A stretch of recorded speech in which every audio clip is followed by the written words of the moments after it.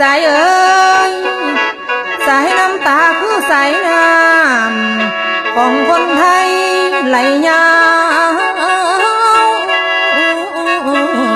วยาวแต่ย้ำได้รับข่าวพอสวรรคตแล้วคนไทยห่องกองน้ำตาคงถ้วยลา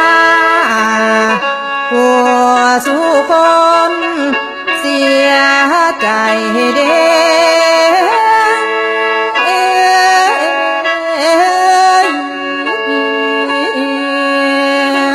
โอ้โอ้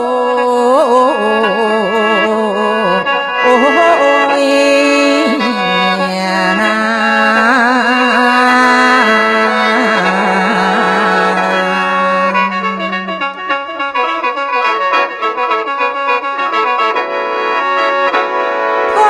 ประกาศกล้องวิทยุกระจายเสียงแถลงการจากสำนักพระราชวังกระจายแจ้งในเวลาประมาณทุ่มสีไปเนี่ยจักหน่อยชาวไทยเอ่ยว่าไม่สามวางคอยความสีเขานั้น4 โมงในวันที่ประกาศโป้งนั้นคือเม่น13 เดือนคือตุลาคมระวังไปฝุ่นย่อยเศร้าไทยแลนด์สยามคอยหมดสุคนนั้นพงเผาปีพศคือ59เศร้าไทยย่อยลังน้ำตาวันองค์พระนอฟ้าพระเจ้าแผ่นดินสยามผู้ทรงเกียงไก่น้ำนั้นโลกลือ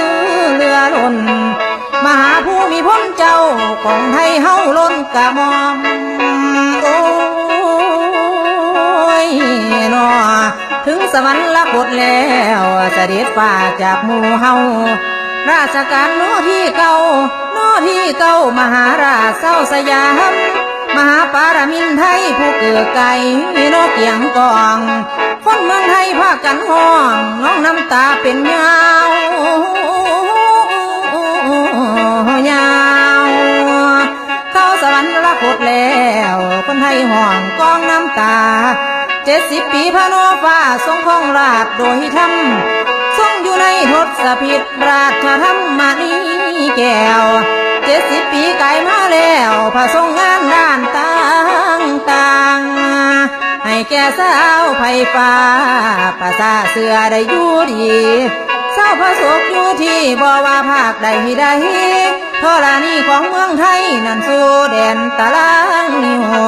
พอทรงโครงการไว้พระบิดานั้นทรงห่วงคือโครงการฝนหลวงล่าสถานลงสู่ไตเย็นจำนั้นทั่วไทยโครงการปลูกต้นไม้ในพระราชดำริจากทะเลถึงภูเขานั้นพอทรงงานไว้ห้วยห้องของกระแสใดเสด็จใสมีน้ำทาโนพาเสโทไหลอาบย้อยบ่ทรงหน่อยเมื่อยพระไทยทรงหอดปลูกหญ้าแฝกไว้กันค่อยยังดินพังศอกมีโครงการเหมาะราชทานลงช่วย4,000 ไปโครงการด้วยมีโครงการน้อยทางใหญ่โครงการทฤษฎีใหม่เศรษฐกิจพอเพียงของคนไทยน้อมรับใส่โครงการไต่ฟ้าละอองทรงเป็นห่วงปากท้องความเป็นอยู่ของพระศกนิกรไทยทั้งหลายพวกให้นาสวนหัวราชทานโครงการทั่ว70 ปีมาแล้วทั่วเด้นอทรงเป็นห่วงฮอดปากท้องของเศร้าไต่หมู่ประสาบัดนี้พระนอฟ้าเสด็จลวงลอยถึงทั่วสวรรคาลัยพวกหมู่ไทยน้ำตาย่อย เหลือแต่ร้อยพระหัตถ์ไว้ร้อยบาทาเสด็จผ่านกับโครงการให้พี่น้องสนองน้อมนั้นต่อไป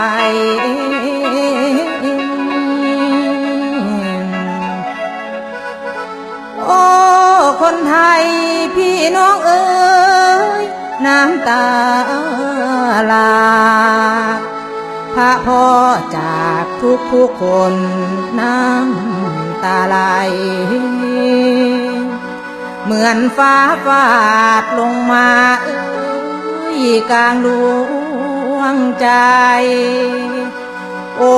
คนไทยทุกหมู่เหล่าเศร้าอาดูล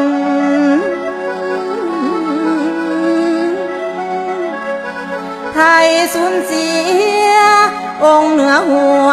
จอมเก้าเกตพอประเทศมิ่งดวงใจจุดรวมศูนย์ชาติไทยเอ้ยเคยมีพ่อ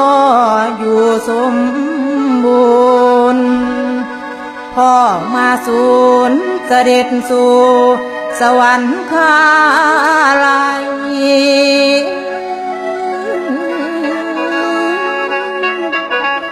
โอ้ยปวงคนไทยไหลลิ้นย้อยหมดวันคืนทุกเศร้าคำใส่สุดดำแล้วโศกกันอะไรห้องกองน้ำตาตอนนี้ไทยทั่วลาได้ขาดห่มโพสีพี่น้องเอ๋ยขาดโพดีใบนะพ่อพระราชาเจ้ามีแต่ความมองเศร้าหมดแผ่นดินนั้นขาดห่มสาธุน้อมกราบกรมปนมน้อมก้าวถวายสาธุเด้อพ่อเสด็จเคลื่อนย้ายเศร้าไทยสุขจาบันสู่สวรรค์คาลัยแห่งสวงสวรรค์ฟ้าตามเวลาพระองค์เจ้าหรือทำเอ้ยมาซาแต่งลูกสิหักหรือแพงพระโลวาดไว้คนไทยนั้นหักกันแพ่งสมบัติของพ่อนั้นสิสานสืบตามรอยลูกสาวไทยทั้งหมดอันเผ่าพันธุ์บ่ไหลลางลูกสิพาโลกกันสร้างแต่ความดีถวายต่อแด่พ่อทรงนั้นอยู่สันสวรรค์ฟ้าทรงถวายพระบิดาของไทยเอ๋ย